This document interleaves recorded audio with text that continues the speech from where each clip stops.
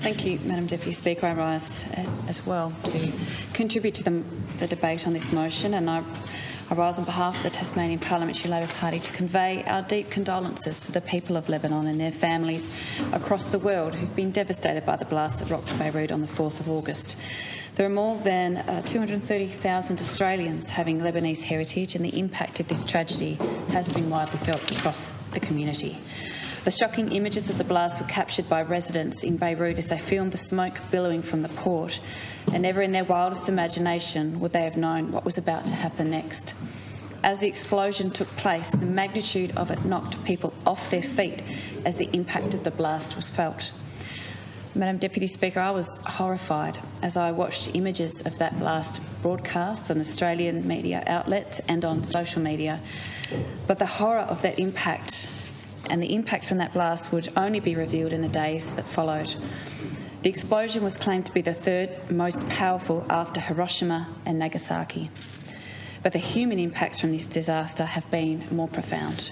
So far, there have been more than 178 deaths recorded and 6,000 people injured. People are still missing. Nearly 300,000 people have been left homeless. Losses from the catastrophic blast are estimated to be between $10 billion and $15 billion. Sadly, one Australian had been killed in the devastating explosion, a small child, a beautiful little boy who was only 2 years old, Isaac Oles.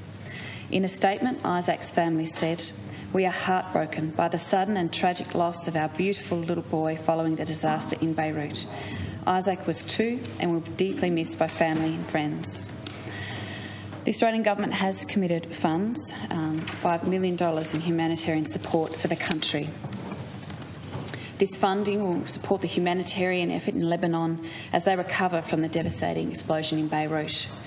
It will assist charitable organisations to help ensure that food, medical care and essential items are provided to those affected by this tragedy.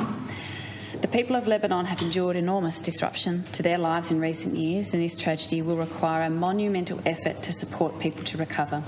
I would like to acknowledge the work of Faddy Zouky, the Honourable Consul for Lebanon in Victoria and Tasmania, and the work that's been undertaken to support Australian Lebanese residents and their families.